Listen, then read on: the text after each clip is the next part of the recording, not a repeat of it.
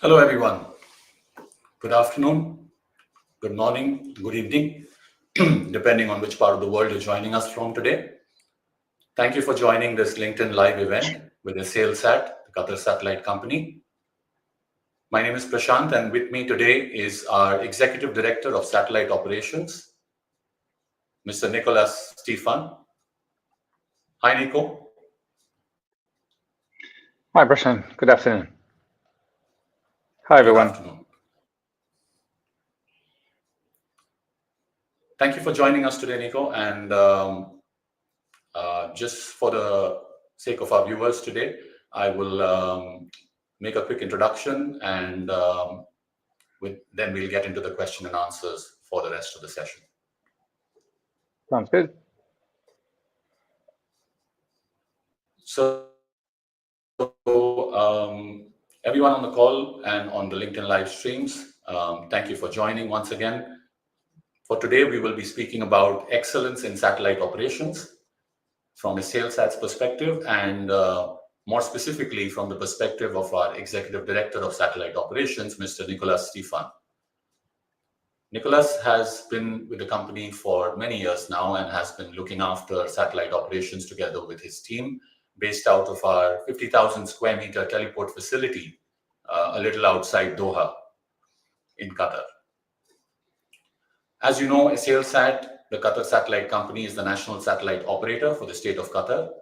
We own and operate two satellites, Es'hailSat-1 and Es'hailSat-2, co-located at 25.5, 26 degrees east in geostationary orbit. We also operate our teleport facility, which I just mentioned, and Nico today is based and is recording or coming live rather from that particular teleport facility. Nico, would you like to take some time and maybe introduce yourself in a lot more detail, and then we will get into the question and answers? Sure, no problem. Thanks, Prashant. Yes, so I've been with Es'hailSat for more than 10 years now. Time flies.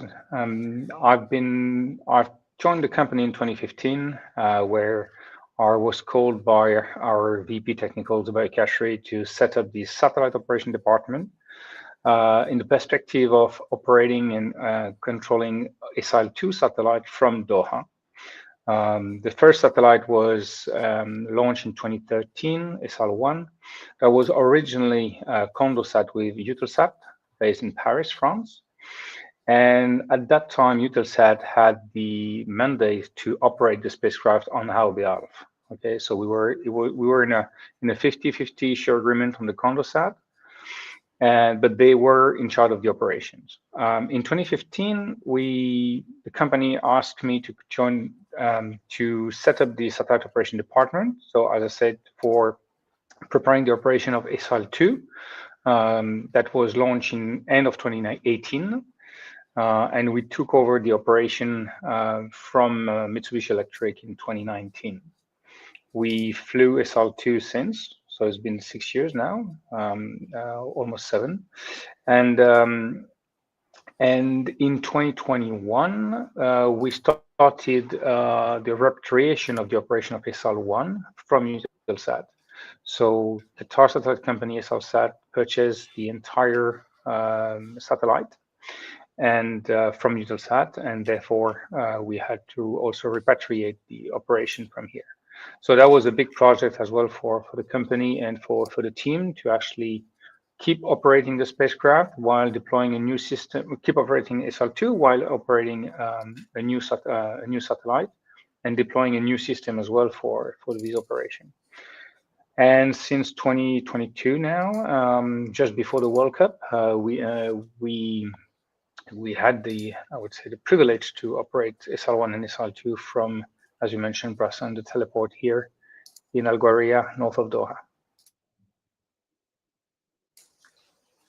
Excellent. Thank you, Nico, for that lovely introduction. I mean, it amazes me every time we speak about Es'hailSat, no matter who we speak to, and we've now done 3 of these LinkedIn Live sessions over the last 3 years, that there is really so much that we do, and there's so much that we've done and we continue to do.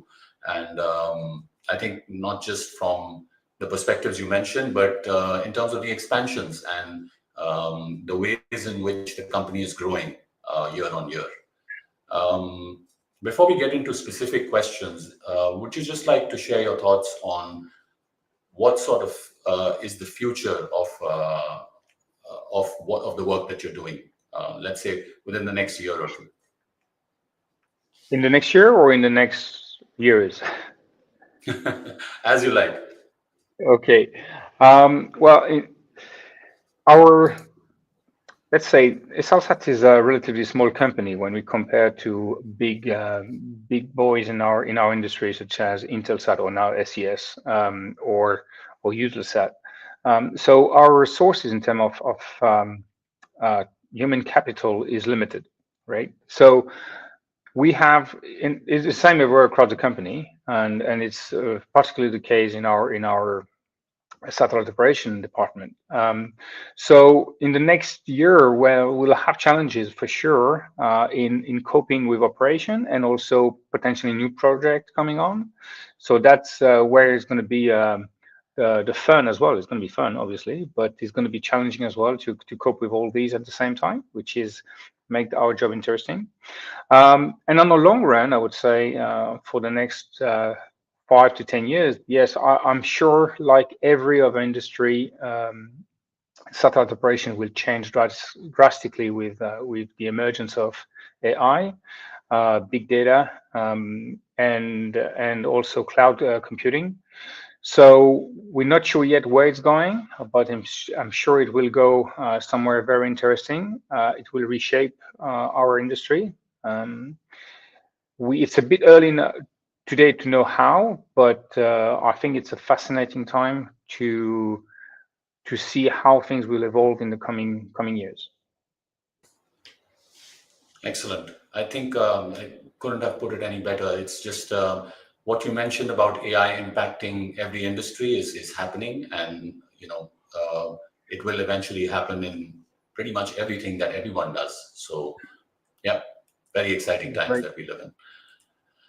Okay, let me start with some questions now, and I think the first one that we have here is more related to how Es'hailSat has been a key player in Qatar's space ambitions ever since we began, and it's been what 15 years now, and of which we've been operating satellites for 12 plus years. So, how would you define Es'hailSat's role in the regional satellite ecosystem? Yeah, thanks, Prashant. So, well, as you said, Es'hailSat has been providing secure, independent satellite communication capabilities for Qatar and the region over the last 12 years. Okay, so we've been a big player and the pretty much only player in Qatar for securing those communications for the government and for the entities around here. Of course, our main focus was on broadcasting, okay, with main customers such as Al Jazeera, beIN, but others as well. But also we've been providing VSAT services to our customer in the region, and also government services with a high reliability service to our government partners. We also have been a strategic enabler for digital transformation and national security to make sure that Qatar was independent in terms of communications. That has been very important, and that was one of the mandates we had originally. But last but not least, I think where it's very important is to try to develop a skill set amongst young Qatari graduates in the field of technology, and especially in satellite technology and satellite operation. We've been hosting in our team several young graduates from Qatar lately. I mean, we've been doing that for many years now, but now we have, I think, about 8 to 10% of our workforce in the technical department or technical division where we have Qataris, and I think this number will grow in the future.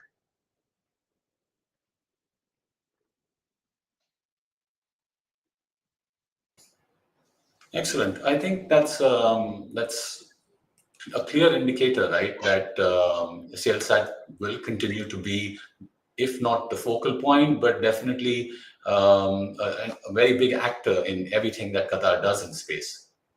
That's right. That's right. We're trying to be that focal point because this is very important for the company, but for the country as well. So we need to be to make sure that we are a strategic asset for the country. Excellent. What would you then say are the biggest operational challenges in just managing satellites in geostationary orbit today? I mean, there's a lot of talk about LEO and how that is considered new space, while geo is considered traditional space or old space, depending on who you're talking to. But the point I'm trying to make is that not just from Es'hailSat, in general, what are the challenges in managing geo satellites today? Yeah, thanks. That's an excellent question because it's becoming more and more challenging. One of the main issue that we face is Qatar being a small country. We have it's actually not a technical problem, but it's an issue that we definitely face. So Qatar being a relatively small country with a relatively small population comparing to neighbors and other countries around the world having a space program, it's very hard to find and attract the right talents in this globalized and very competitive job market. One of the issue we have is that, as you mentioned, LEO, yes, it's not only LEO, but the new space in general is actually attracting a lot of talents around the world with exciting projects and exciting things in different parts of the world. And it's true that for Qatar, it's complicated because we are not in a new space. We are in, I would say, the conventional space, I would call it. So it's hard to attract the young talents. Qatar is not also is in the Middle East, in a region, as we all know, is challenging sometimes politically. So people not knowing the region and not knowing the country may find it a bit difficult to come. Which once you know the country and the region, it is not. But we can understand from outside it's complicated to apprehend.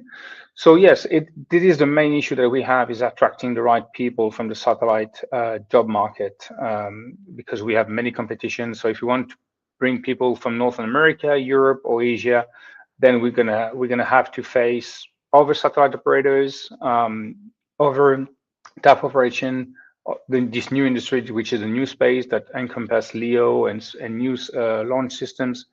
So yes, it is a challenge. We miss a lot of engineers, I think, in that field, and therefore companies are struggling, especially company like geo operators nowadays are a bit more struggling to attract those talents. So that's one of the main I would say challenge that we have. One other challenge is obviously mitigating risk from space debris and close approaches that we have in orbit. So that's more technical, obviously.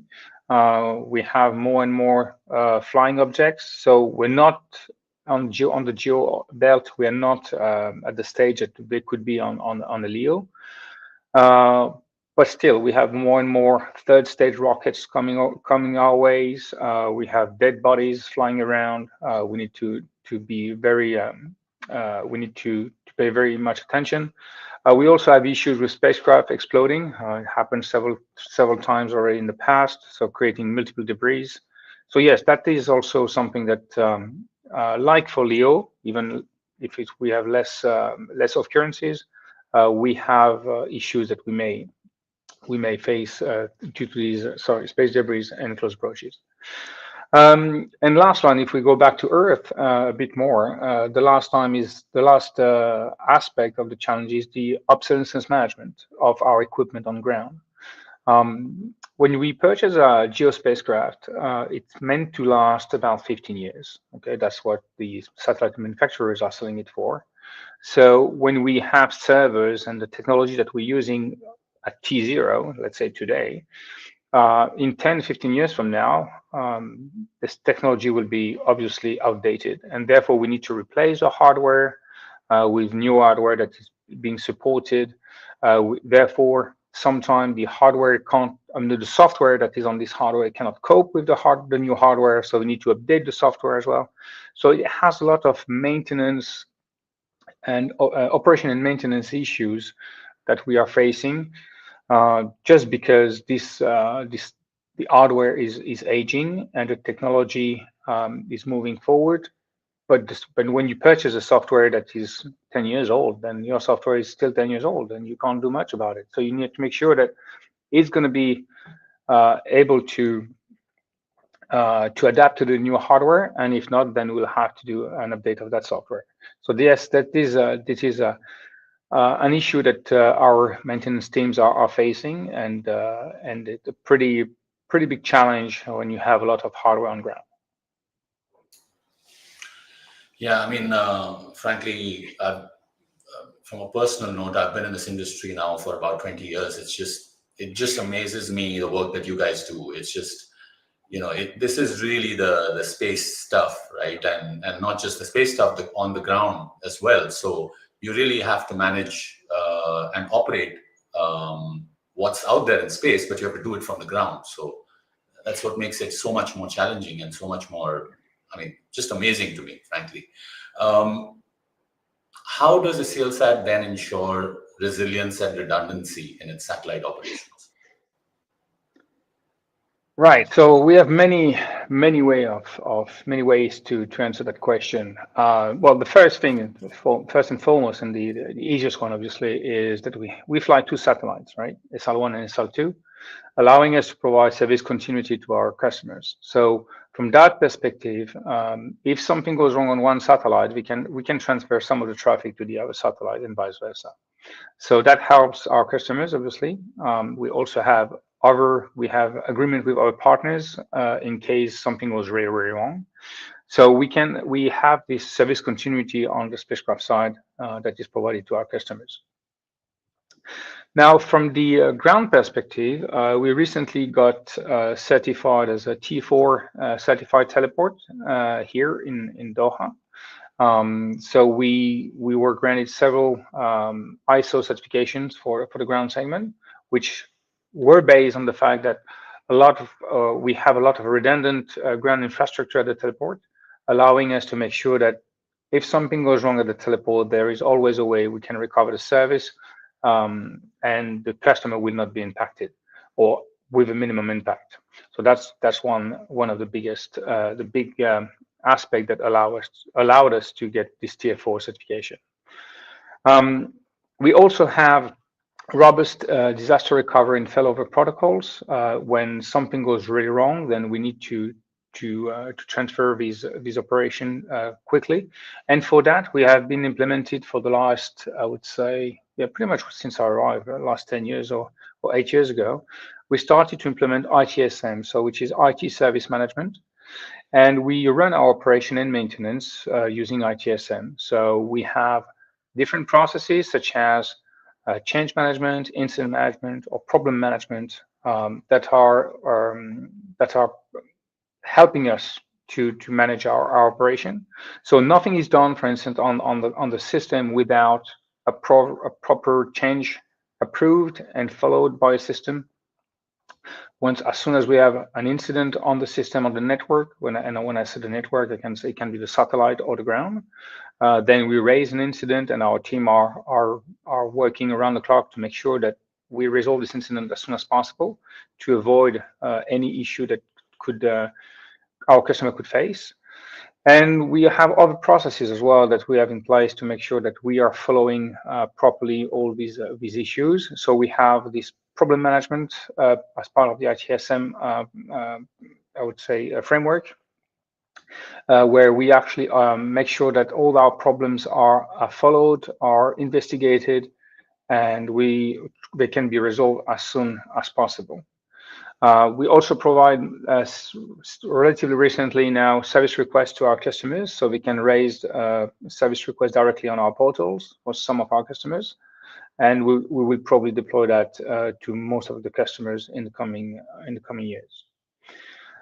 But of course, all these rely on something very important, is the staff, and therefore we need to make sure that they are trained properly.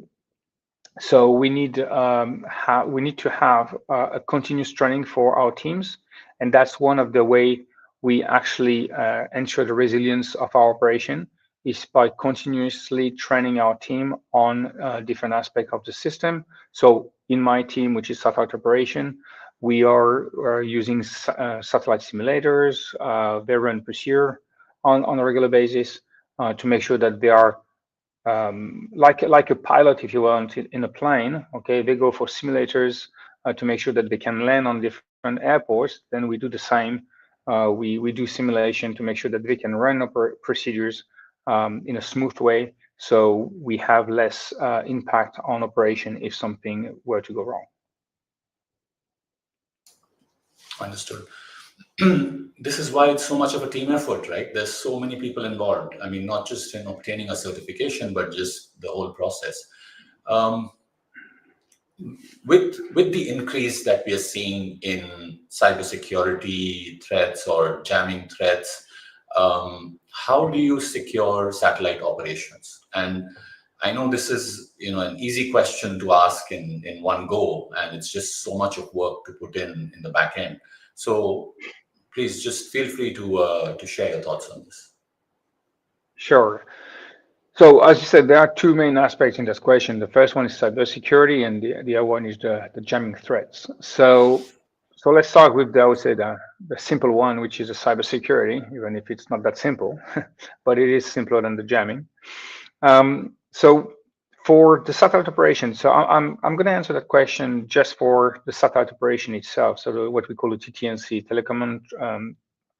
telemetry telemetry tracking and command aspect.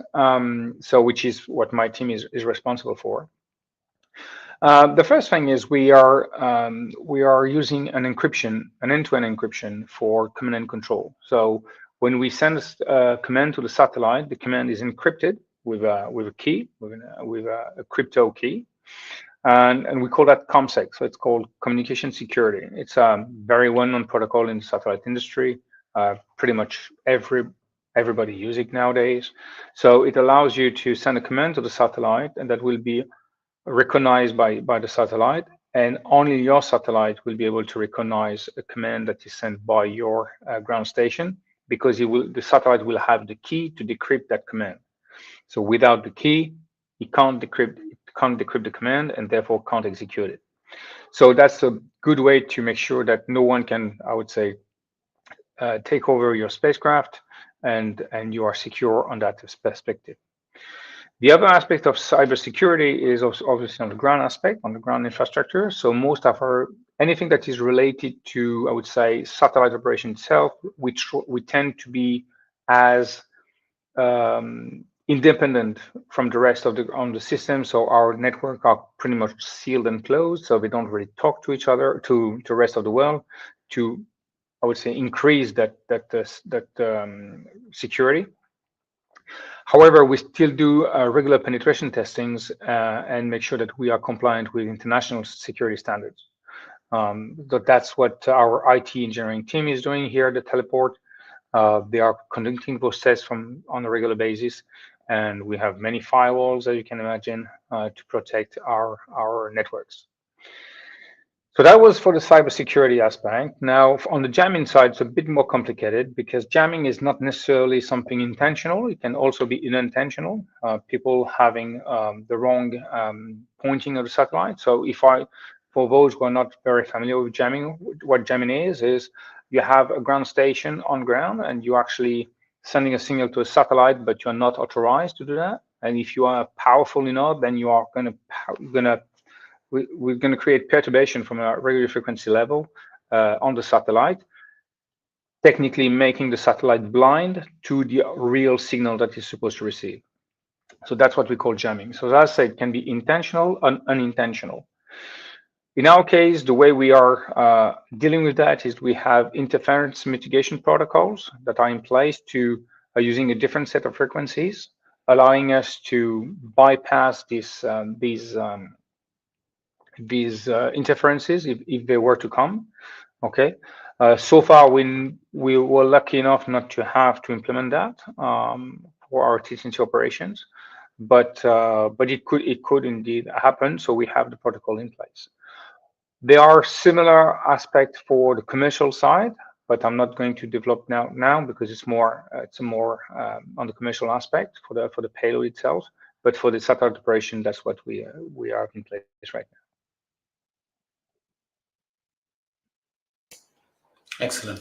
Um, I'm going to take a little bit of a macro view here and ask you, how do you see the role of geostationary or geosatellites, as we call them, evolving with the rise of low Earth orbit or LEO constellations, or for that matter, MEO, medium Earth orbit constellations? For us who've been in this industry for a while, geo, LEO, MEO are phrases that we've worked with for a long time. But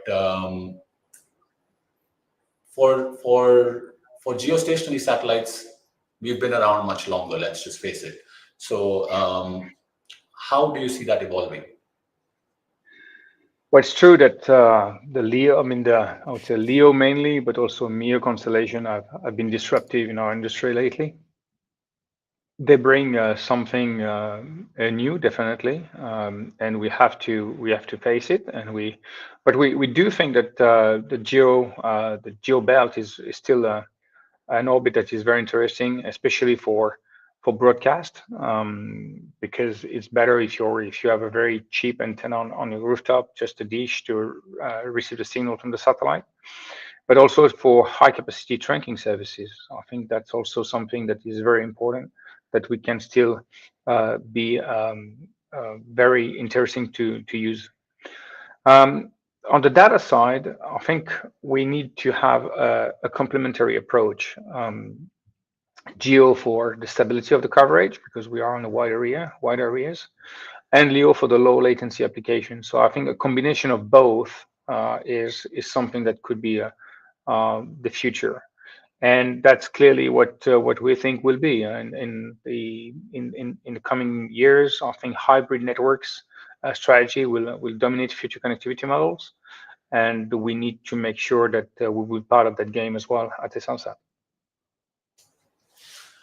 I think you made a fantastic point. I mean, the way we see it, and here I speak not just as a sales side or someone who's been in the geo industry, but if I were to put an analyst hat on, which I've done in the past, multi-orbit is really the way to go. You cannot put all your eggs in one basket, right? You cannot rely on just one orbit.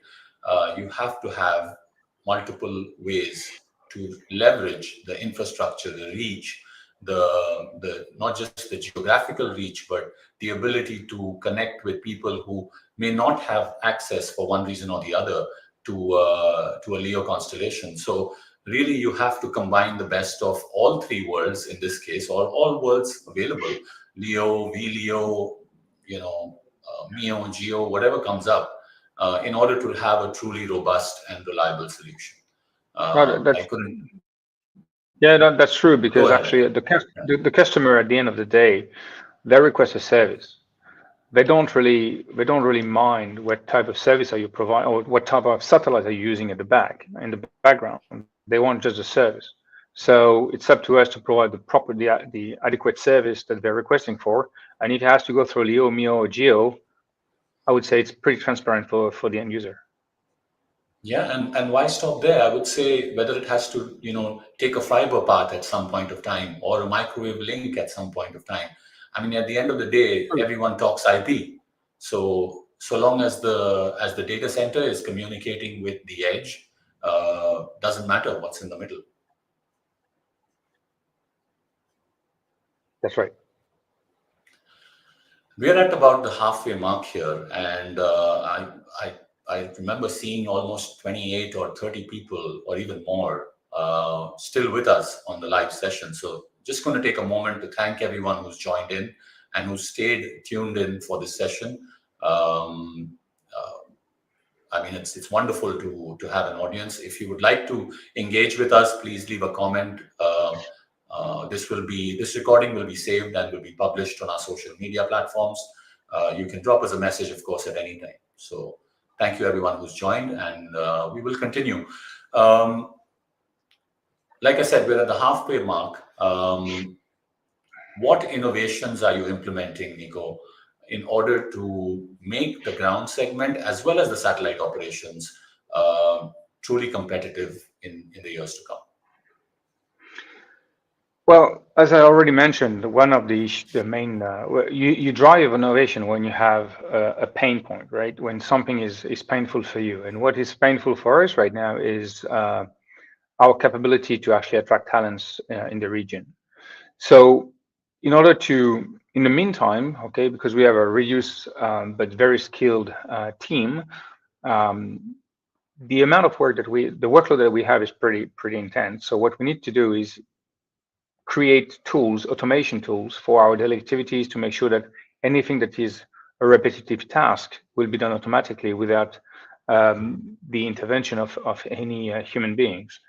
We're not talking about AI here. We're just talking about automation, basic stuff that are meant or that are required in our daily operation, daily activities. So that's one of the aspects that we are developing in our team, is to develop increased automation.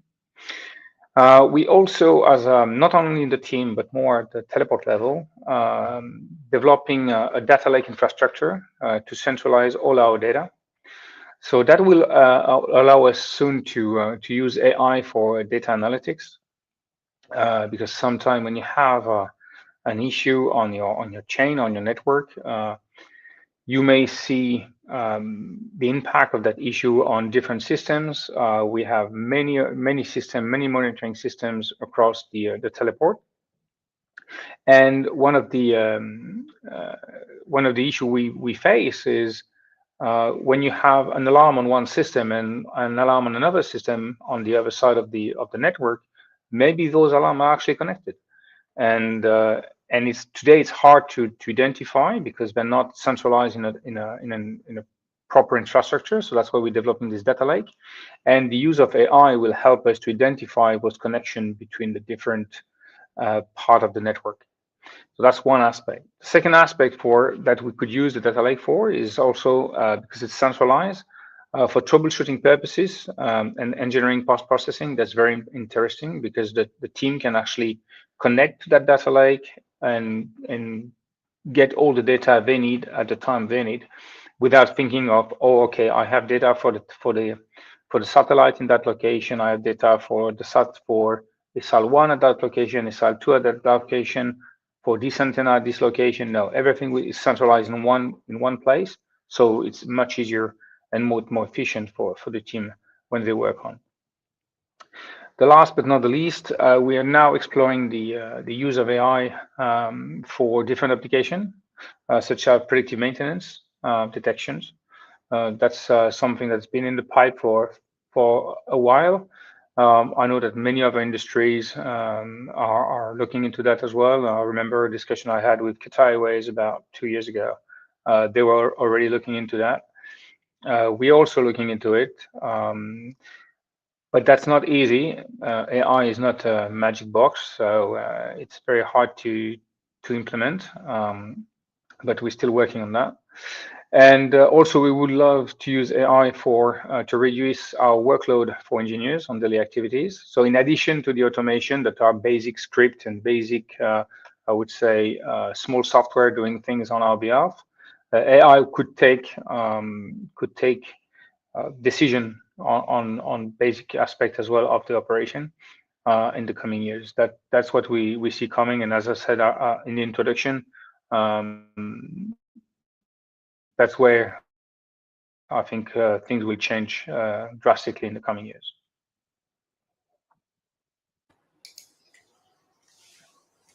I think that I have so many thoughts that I don't want to kind of bring them up here right away. And I'm also seeing that there are some comments coming in. There are some questions specifically towards certain aspects of the discussion so far. We'll try our best to accommodate answers, but if not, we will respond to the people who have left those comments over a period of time. Moving on to the next question. How does Es'hailSat contribute to Qatar's vision, especially the National Vision 2030, but also in general for the vision beyond 2030 for space and digital sovereignty? Yes, so we're let's say getting away a bit of satellite operation, but yes, it's an important discussion, and I think we need to address it. So our place in Qatar is definitely to provide independent communication infrastructure for our government and for our defense sectors. That has been one of the main mandate that ISIL had in from day one, and I think that's what we're going to keep doing for the years to come. We also support our national broadcasting companies and media companies, such as I already mentioned, beIN, Al Jazeera, but we also have Al-Qas, Qatar TV. We have many other customers from the country, and we're here to support them in developing their services. Also, we are here to develop or to enable secure communications for critical sectors such as energy and finance. So we're supporting our champions here, our energy champions in the region, like Qatar Energy and also finance sectors. So that's also something that they need very secure connectivities, and when we can support them, we do our best to do that, and it's exactly what the mandate for 2030 Qatar Vision was in the first place, supporting our broadcasting companies, supporting our critical sectors in the region, and provide these independent communication infrastructure for the country. Fantastic. There's just so much happening in Qatar, not just as we speak, and what's the winter season, and in general around us, but I think in space and in the satellite sector, there is so much we can do even in the future. Thank you for that. Going a little deeper and getting a little more specific, what are your priorities within satellite operations when it comes to sustainability? Because that's a very important topic today, not just for our listeners who are continuing to stay tuned in, but also for the planet as a whole. So, Yes. where do you see sustainability, and how is it part of your satellite operations? Right. So for us, we're not talking too much about the planet because we're already in space, right? So, but we need still to be sustainable for sustaining our business. So we need to be compliant with the space debris mitigation guidelines that are provided by the UN, by the UN OSA. So to make sure that once a satellite reaches is end of life, then we dispose it to the graveyard orbit for geostationary, which is, for those who are not familiar, about 300 kilometers above the geostationary orbit. So we need to make sure that our satellite is still operable. Okay, so we can send it to this graveyard orbit.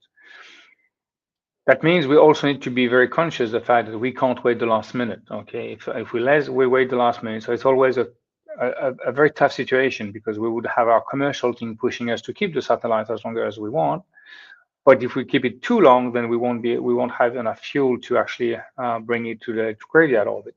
So it's always a tough decision, because we send to the graveyard orbit a satellite that is not completely dead, because if it would be dead, obviously we won't be able to send it, and therefore we always have a little bit of margin for this operation, that some people, not in our company but in other company, I know they may want to keep to extend life of their spacecraft. So that's something that for us is very important, to make sure that we follow these guidelines,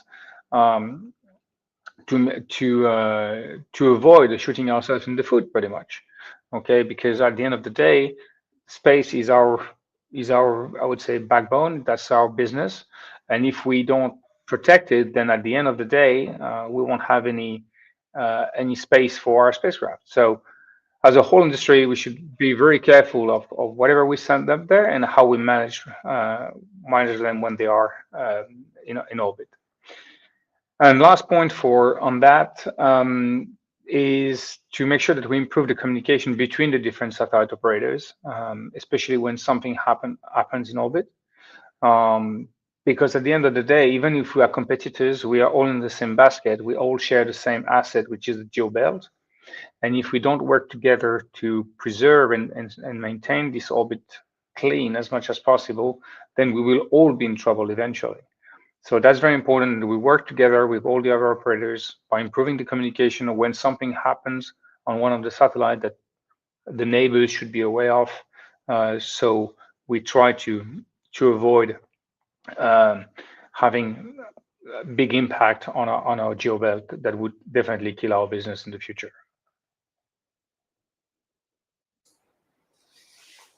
Great, thank you. Just being a bit mindful that we're coming up to about 45 minutes, and I still see 21 people, so it's absolutely fantastic. And credit to you, Nico, for just such insightful and informative answers. So thank you. You're welcome. I think I have one more question on my list, and then maybe I will throw a couple of curveballs at you if you're okay with that. Sure. And we'll try to take one question from the comments as well, because this does seem quite relevant. Looking ahead, what's next for Es'hailSat in terms of expansion or new services? So yeah, so in terms of expansion, I think we see different trends.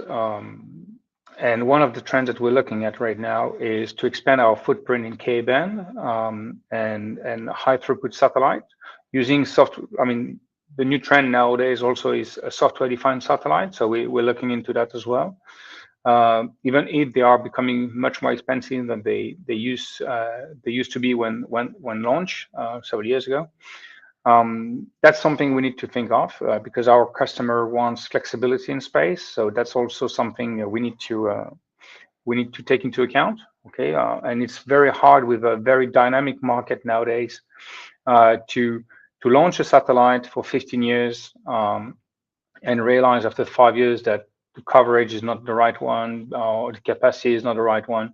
So yes, these software-defined satellites are actually very important for that, and that's what we're looking into that through our K-band expansion. That's one thing. One aspect also that we see for is to replace our current fleet. Obviously, SL1 and SL2, like everybody else, they are aging, and at some point we'll have to replace them. So we still have many years to go, but we need to already to think about it because the procurement of new satellite takes a very long time nowadays. We're talking for SDS satellite, for instance, we're talking about 4 or 5 years. So we need to plan ahead, and then when I say 4 or 5 years, or 4 years is pretty much when you place the order. So before placing the order, you need to do all the analysis and all the sizing of your spacecraft. So you need 4 or 5 years minimum to actually currently replace a satellite, and therefore, even if we still have time for our birds, I think in a couple of years or more, or 3 maybe, tops 3 years, we'll have to really think about replacing SL1 or SL2, and we'll go with an increase in capacity for the spacecraft. Then the last part is as we were saying earlier, that we need to expand our services with other orbits. The satellite manufacturers, the LEO constellation are coming online, LEO and MEO, and we need to find a multi-orbit solutions. So that's we have discussions with different partners right now. Can't disclose obviously, but we're looking into that aspect as well. 2 other things that we're looking for diversification of our activities are Earth observation and IoT connectivities. That's also sectors where we are looking into, because obviously the LEO constellation are taking a good, I would say, share of the business in SATCOM nowadays, especially in data. So if we want to diversify, if we want to stay ahead, we need to diversify our services, and that's why we're looking into IoT and Earth observation as well. Thank you, Nico. See, this is why I said your responses are insightful, because you've already covered the question that that was asked in the comments, which is about software-defined satellites. And I think we are good on time as well. But I did say I would throw you a curveball, so let me just see how do I do that. Okay.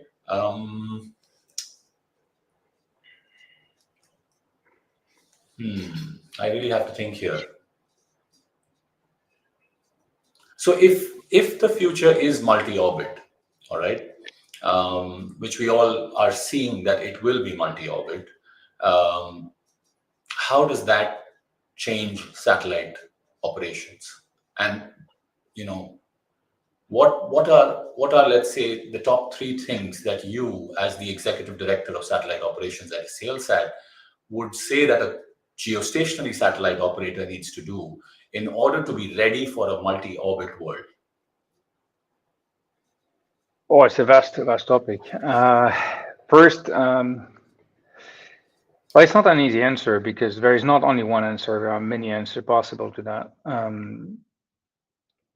Usually, until recently, I would say, until for the last, I would say, until 2015, 2020, most of the operators were either LEO or either GEO. So their teams were either GEO teams or LEO teams. And even if the type of work is similar, I mean, you send commands to the satellite, receive telemetry, analyze it. The operations that are sent on a daily basis are quite different. So on an Earth observation, on a LEO satellite, which can be Earth observation, but also a SATCOM nowadays, you don't see the spacecraft all the time. Okay, the spacecraft, you have many spacecraft to take care of at the same time, so you need a lot of automations. That's one thing. The visibility of the satellite is limited to the ground station that you have. So the way of working is quite different than what we do on satellite operation for GEO. When you have a GEO bird to take care of, it's pretty, I would say, easy in a sense that the satellite is always above you. You want to send a command now, you can send a command now. There's absolutely no issue. So the mindset of the satellite engineering teams or satellite operation teams is saying, okay, we need to prepare the operation. If something comes up and we need to delay that operation, that's not a big deal. We can still do it. On the Earth observation or LEO spacecraft in general, it's quite different because you have a view, okay, a contact with the satellite that may last 10, 12, 15 minutes tops, depending obviously on the orbit you're on. You may see the satellite every hour and a half, 2 hours, 5 hours, depending also on the orbit. So the way you apprehend the operation is very different. You need to plan well ahead the operation. The telemetry is not analyzed live, but most of the time, I would say after the pass of the spacecraft. And you have to do that multiple times because if you have a constellation, then you were talking about hundreds of satellites. So I think it's a different way of operating. You need much more automations, that's for sure. Your ground system need to be adapted for that. They can't be the same than the one that we have in GEO. Even if some of the base software are the same, the way they are configured are different. So it's a complete different training for the teams as well. So it's good to come back to your question of what the GEO operator should do. Then if you go for satellite operation with LEO, then in that case, you probably need to get some of this knowledge into your team because starting from scratch might not be feasible. So you probably will have to hire people with a specific LEO background and then do some cross-training within the teams to make sure that we can cover these two type of orbits. And going back to something you said earlier, do you see AI playing a role in this, which is training the team? Yeah, well, definitely. Well, I don't think there is. I mean, there are companies nowadays that are starting working on these aspects, on automating operation thanks to AI. I think we are really at the early stage. I'm not sure how far they've been because on our side we're not really into it yet, so we haven't deeply looked. I had a deep look in it, but yes, I think on the long term, that's for sure. AI will help a lot in managing those big constellation. Now, on a SATCOM or on a LEO spacecraft, we're talking about a couple of hundreds, maybe 1,000 telemetries coming down for smaller spacecraft, maybe a bit more for bigger spacecraft, but like we're talking about maybe 1,000, 2,000 points. Yeah. When we compare to a geosatellite, we're talking about 30,000 points. So it's not the same. The volume of data is not the same. The way you interact with it is not the same. But when you have 2,000 points times 100, if you have 100 satellites, that's a lot of data to manage. Yeah. So obviously, this AI software will help the operation on a daily basis, either for automating the operation, but also to analyzing incident that we can see on spacecraft. That's fantastic. I mean, I can't thank you enough, not just for the questions you've answered, but for sort of having the insight in terms of the questions that were left in the comments, and also sort of indulging me with these couple of curveballs that I threw at you. So No thank you worries. for that, Nico. No worries. Anytime. I think we're about at the end of an hour, and there's 23 people still listening to us. I think this is something that I've personally never experienced before. So thanks, Nico, for this. And thank you, everyone, for joining. The recording, as I said, is going to be on our socials. The only request I can make, if you like what you heard, what you saw, please share it with people that you know and people that you think might be interested in this. Of course, pretty much everyone knows how else to express their affection for anything online. So thank you. Thanks, Nico. Have a good rest of your day. And thank you very much, Prashant. And thanks, everyone, for joining today. Thank you to our listeners. And we hope to see you at the next one.